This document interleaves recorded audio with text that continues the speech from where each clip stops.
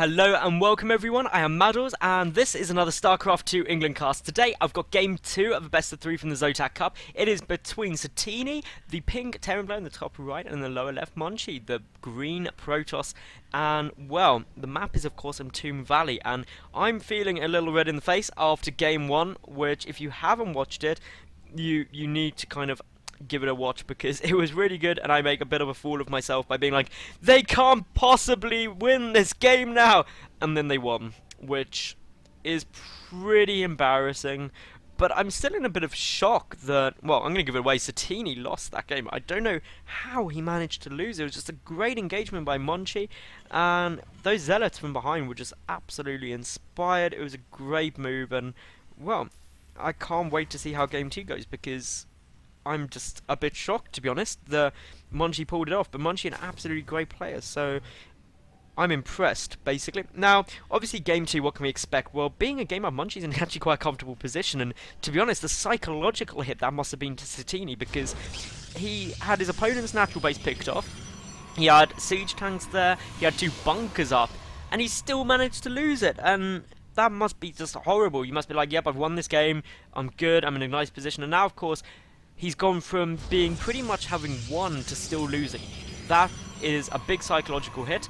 Obviously, the fact that he has to win this game, because it is a best of 3, so if he wants to take it to the third game, he has to win. That's a psychological hit. Both players being a lot more passive than well, Monchi at least being a lot more passive early game, getting up that gateway, not going straight for an expansion first, of course. In Tomb Valley, as I mentioned in game 1, there is loads of stuff about how these gas geysers are completely imbalanced on this map. Basically just all to do with the distances away and stuff. It's pretty funky. I mean, I don't know if you can see it here, but that gas geyser is way closer than that one. And it basically all has to do with the efficiency of mining. And it's on Team Liquid at the moment in the strategy form, so do give it a look because it is really, really interesting. Probably only relevant to kind of master level players and above in terms of how game changing it is, but definitely worth giving it a read. Now, looking here, of course, we do have the Cybercore coming down. We've got really quite a solid one-base play out of Monchi at the moment. Satiini, though, going to take a 1-Rax Command Center, very same opener he went for in Game 1. So, again, this could be really, really interesting to see how it all goes down. Obviously, Monchi going for a very different build. I'm thinking he might go for a bit more of an early aggressive play. We do have the SCV scouting that Zealot now, so he knows where his opponent is. Will come in, we'll see the opening, and should be a little bit more comfortable in what's going on. Obviously, no sign of super aggression, other than, at the moment, of course, the 1 assimilator down. That is always a bit of a dangerous point, because it can be a 4-gate. It can be just a couple of bits of key tech. You know it's not going to be a super fast expansion.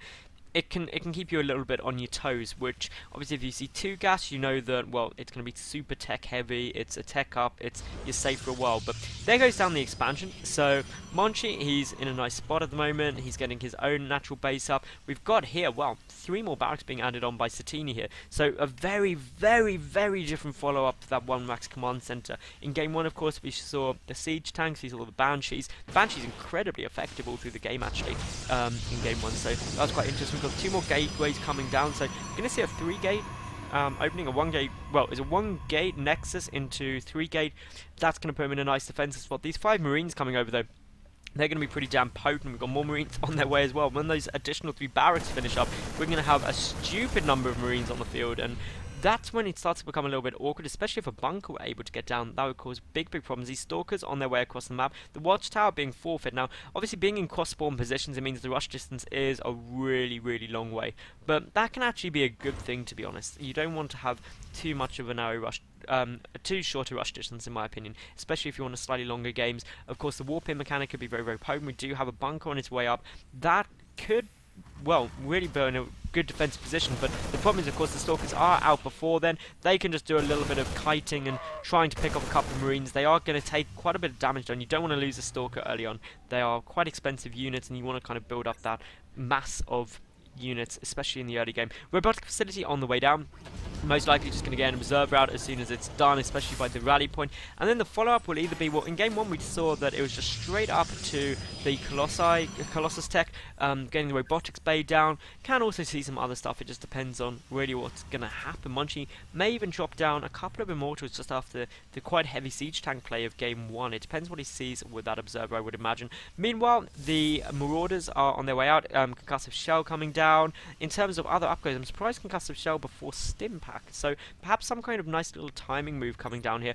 Concussive Shell, of course, going to finish. That's going to allow a lot of these Stalkers to get picked off. At least one of them will go down. So, again, nice little win there. And this has got actually quite a lot of momentum, this small little force. The Observer coming over. Warp Gate Tech is done, so we're going to need a warp in of units quickly. We've got Immortal on its way out, so that's really just ready to help deal with those Marauders. And, well, looking here, Satiini has got no plan of stopping at the moment. He's bringing over more Marines. It's going to have a lot of momentum, this push, and really it could be quite awkward. Looking at the amount of workers, though, 38 to 32. The Observer gets picked off. That is a pretty big loss, because especially when we start looking at the scouting information, Monchi has no clue what his opponent's doing other than what he's seen in terms of the force. He has no idea what's in production, what's sitting behind, no idea the factory's coming out, or the lack of factory, therefore the lack of starport, any kind of upgrades, etc. Stim just getting started now, and these units just coming up to check for a third base. That's a good move. The rocks in the center getting taken out, and of course that is going to just open up another attack path, but it does mean that potentially Satiini could run up here now and those Zealots will be out of position, but for the moment we do see Satiini just happily running back. He's checked for what he needed to check for. He's in a bit of a safe spot, going to reinforce, coming to the center of the map. Of course, an Observer on its way across now. Monchi probably going to start thinking about taking an expansion soon.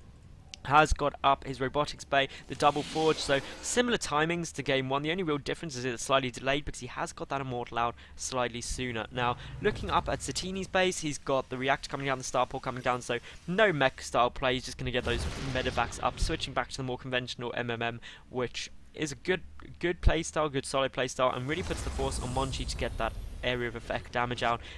Splash damage can be absolutely essential for the Protoss very, very shortly in terms of this bioball size getting a lot bigger. Of course, the factory coming out to scout, because why use an observer when you can use a building? Looking here, we do of course have more gateways on their way. The double upgrades getting kind of boosted out. No extended thermal launch yet. Lack of money. We'll be interested to see if that starts now. Of course, the 200 gas is done. Not yet though, so we'll be interested to see what comes down. The Twilight Council on its way as well now. Obviously the 1-1 upgrades, well, the +1 Terran infantry weapons on the way. It's only single upgrades, just the 1 engineering bay for Satiini, so not going for the double upgrades. And of course that does mean that the Protoss player will have the upgrade advantage, which of course in game 1 made a big difference that last engagement, because of course Protoss's 3-3 was finished, compared to, I believe it was just 1-1 of Terran. So upgrades, huge difference. This Colossus apparently just going to boldly go where no Colossus has gone before. It's just like, no, I'm just going to wander across the map as I do. I've got my Zealot there. I'll be fine. And it could very well not be fine though, because we do have quite a few units moving across. The Colossus finally realising perhaps this is a bad idea. We've got Dark Shrine coming down.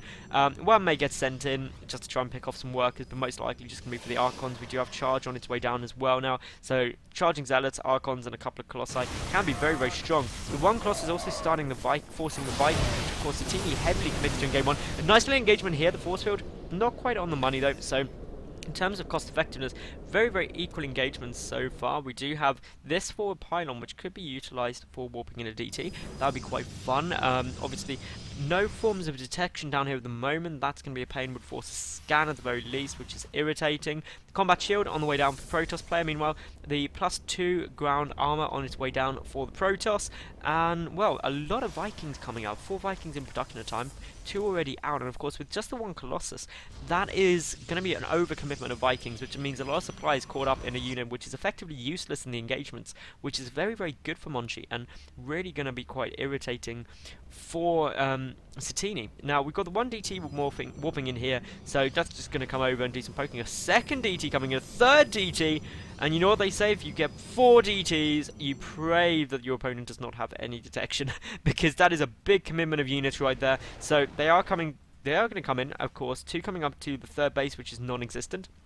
and we'll probably see one split to each base after that. No sign of, well, any detection yet. There is enough energy for a scan, but only one scan, and of course those DTs are just going to start chipping and chopping away. Scan goes off, one DT gets taken out, but meanwhile, up in the main base, more units are getting picked off. This is great harassment. However, this Marine Marauder medevac ball on its way in for the moment. Only the one Colossus there. Is there going to be enough force for monchi to deal with this? Well, of course, the Colossus is going to get focused down very, very quickly. The Zealots are able to come in. We should see some Archons more. We've got one DT there. That's going to just help with a little bit of extra fire. Monchi pulling back, trying to play a bit more safely. The DT is doing huge damage behind all of this, of course. But for the moment, we just got what looks like a solid attack. The Vikings even landed trying to get in on this. And monchi is now completely run out of units. The scan goes down to pick off that warping in DT. Amazing play there. The natural base almost certainly going to fall. And I'm not going to do what I said game one, but this is not looking good for monchi at the moment. The DTs are, of course, doing a nice job, but missile turrets coming up for the detection. We've got the natural base completely taken out now. We've got more units streaming across the map. We've got a lot more Viking scans go off just to make sure that there's nothing that can ruin your day there. We do have a DT warping in, but does get picked off. And, well, this is definitely Satiini's game now. If monchi came back from this, I would think he's some miracle worker, basically. There's just no way you can recover from this much stuff. All of the SCVs getting pulled. The DTs just simply won't be able to kill everything in time. You could just flat out lift your buildings and base race your opponent. The third base is up, of course, but there's just too much momentum here. All of the tech production facilities getting taken down, so really just a case of being able to warp in, well, Zealots, Stalkers and Sentries, which aren't going to do too well, and monchi GG's out. So levels up the series 1-1, which means we're going on to game 3, which is on Ohana. So I will see you there any second, guys. Yeah, hope you enjoyed the game. Catch you in a sec.